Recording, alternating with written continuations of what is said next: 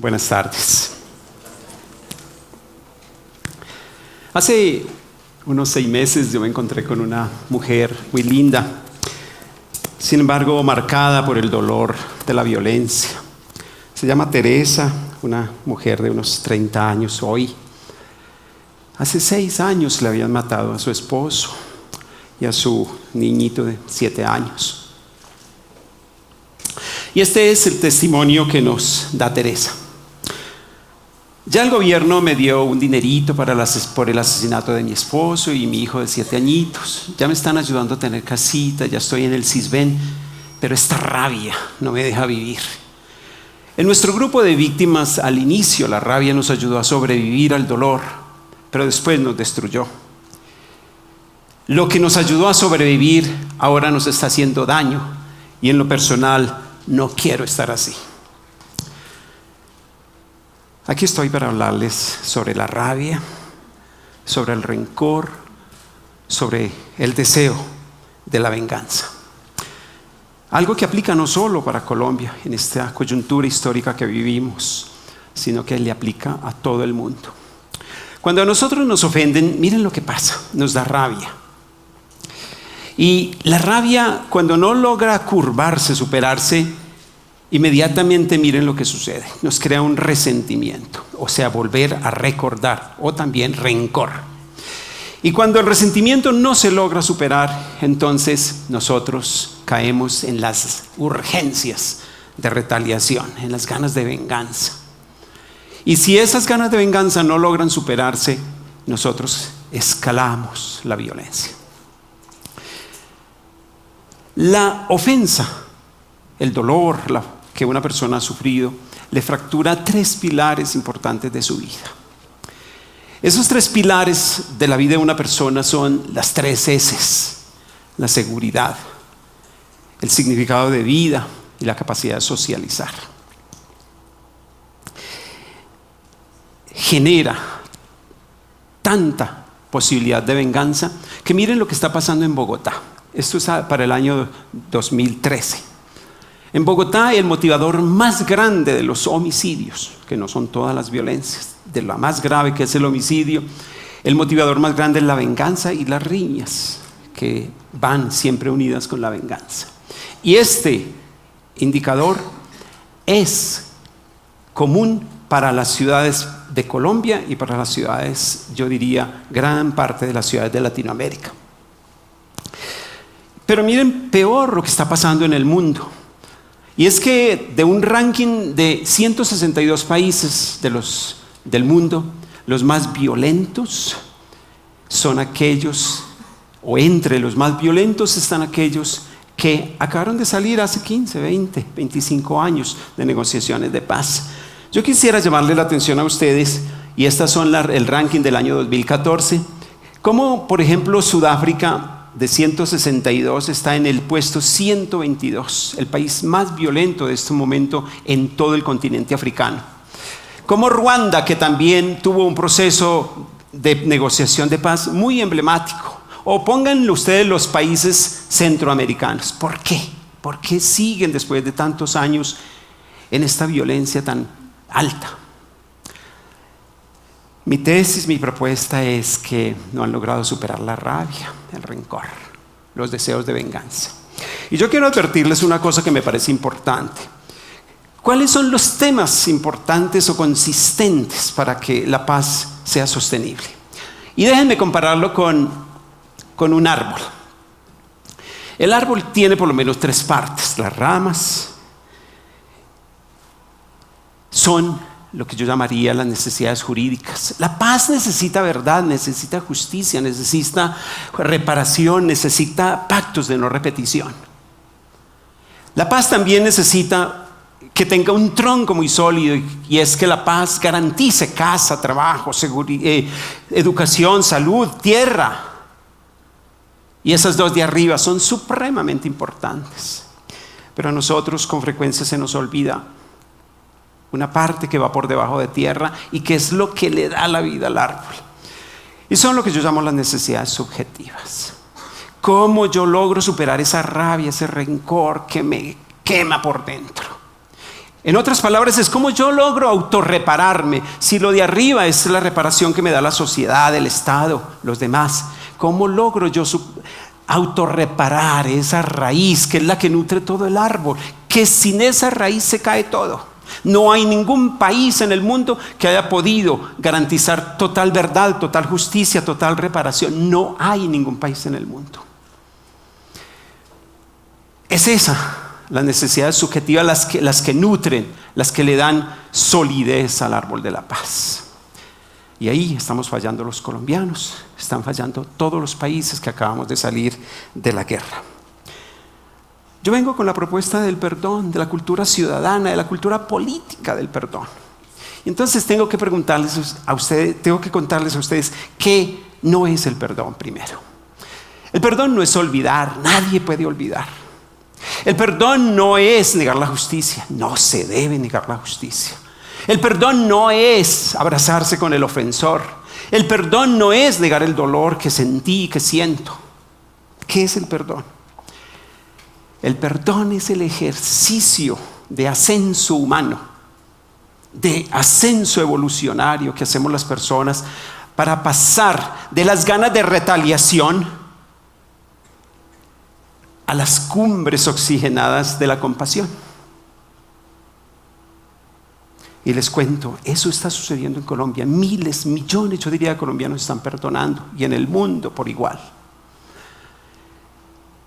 ¿Qué es la reconciliación? La reconciliación es diferente. Es el ejercicio que hace el ofendido hacia el ofensor. Es reganar la confianza en el que me ofendió. Y eso es todavía más difícil que el perdón. Es muy importante que ustedes entiendan esta diferencia, que puede haber perdón sin reconciliación, pero que no puede haber reconciliación sin perdón. Los colombianos nos podemos reconciliar sin perdón, y eso no bastará para la paz. Yo los invito a que superemos dos errores que hay normalmente sobre el tema del perdón. El primero es que nosotros creemos que el perdón que yo dé debe depender de las excusas que me haga el otro, el que me ofendió. Y eso es condicionar mi estar bien, mi reconstrucción del tejido interno a las excusas del ofensor. Segundo, creer que el perdón es un asunto privado. El perdón es un acto público. Y lo voy a decir más adelante, es un acto de exquisita democracia y política. Y por eso el perdón hay que auparlo, hay que acompañarlo. Y las víctimas, las personas que han sufrido, lo agradecen. El perdón entonces es hacer unos giros narrativos de grande impacto. El primer giro narrativo que hay que hacer es de la retaliación a la compasión. Un giro narrativo de entender que el perdón es solo un recurso humano, un recurso religioso o algo solo para los que son cristianos o budistas o musulmanes, que todos la tienen. Sino que el perdón es una virtud política y a futuro el perdón será un derecho humano. Pasar también del creer que el perdón es, como dije, un acto privado y a pensar y a creer que el perdón es una acción democrática. Quien no perdona excluye y por lo tanto es antidemócrata. Pensar que el perdón no es quedarse víctima, sino volverse victorioso. Pensar que con el perdón yo paso de mi cerebro arcaico, reptílico, al cerebro evolucionado, es hacer ese ascenso humano. Y ya hablando de la reconciliación, es hacer el ejercicio de pasar de la desconfianza en la persona que me ofendió a la confianza. O incluso de pasar del deseo que yo tengo de que lo castiguen a ejercer lo que llamamos una justicia restaurativa.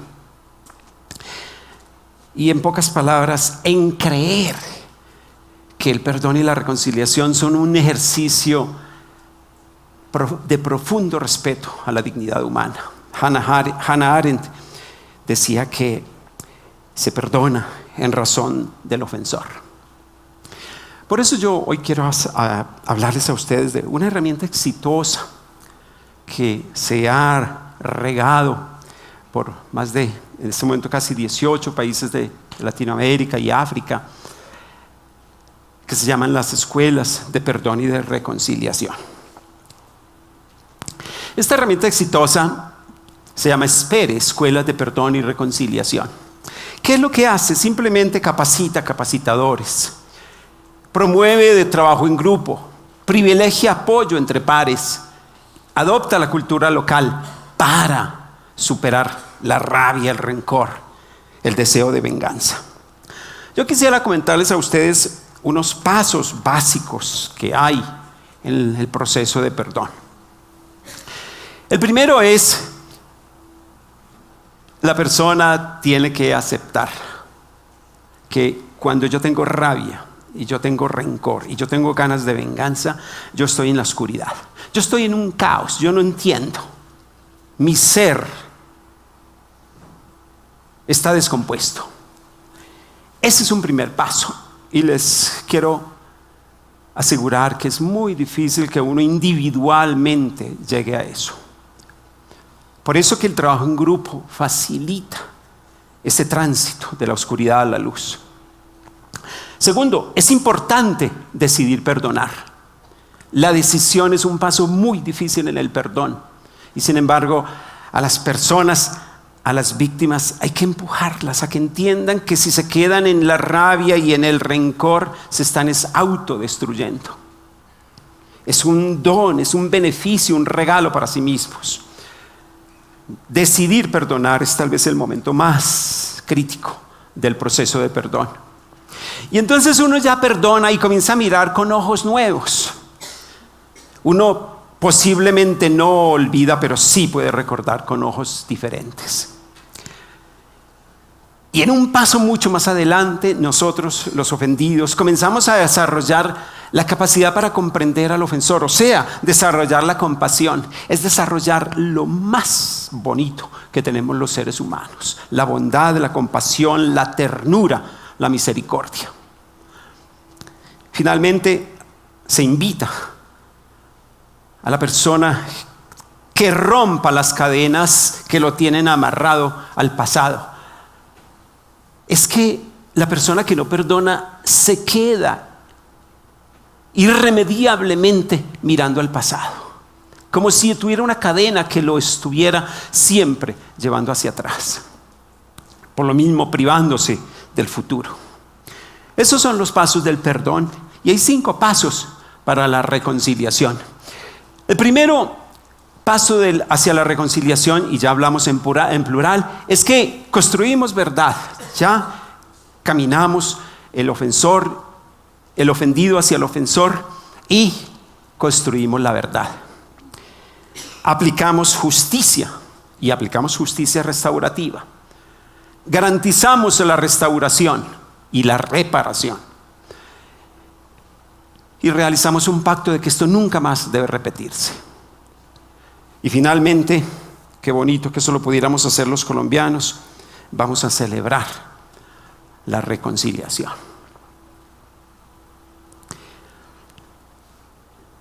Hoy en día, aquí en Colombia, nosotros hemos trabajado en aproximadamente 300 municipios, donde tenemos grupos, líderes de perdón y reconciliación. Y en el mundo tenemos aproximadamente 1,5 millones de personas a las que ya hemos tocado con esta propuesta del perdón y de la reconciliación. Yo termino diciéndoles esta frase que se las venía diciendo desde el principio: sin perdón, la paz no es sostenible. Y nosotros, especialmente los colombianos, dentro de 3 o 4 años, si no hacemos procesos de perdón, como no lo hicieron ni Ruanda, ni Sudáfrica, ni Salvador, ni Nicaragua, ni Honduras, ni Guatemala, podremos estar en situaciones todavía peores que ellos. Imagínense que yo me volví a encontrar con Teresa hace unas pocas semanas, y Teresa, en una reunión de víctimas, apenas me vio que la había invitado a estas escuelas a aprender a perdonar. Teresa se vino y me dio un abrazo, se puso a llorar y me dijo: gracias. Te quiero confesar una cosa. Fui a aprender a perdonar y a reconciliarme, y te quiero contar que hacía 6 años que yo no abría las ventanas de mi casa desde que mataron a mi esposo y a mi hijo. Y ya llevo 3 semanas que abrí las ventanas de mi casa. Y yo, que antes iba a bailar casi todos los fines de semana porque me siento joven, dice, jamás había vuelto a bailar. Y ahora mi vida se llenó de baile y se llenó de fiesta. Teresa representa posiblemente a muchos de nosotros acá, representa a los colombianos, representa a las personas víctimas en el mundo. O nosotros nos encerramos y cerramos las ventanas de nuestra casa, de nuestra vida, o abrimos nuestra casa a horizontes, a soles nuevos, y nos ponemos a bailar. Ese es el futuro que esperamos para los colombianos: horizontes nuevos, danza y goce sin fin. Por eso el perdón no cambia tu pasado, pero sí cambia tu futuro.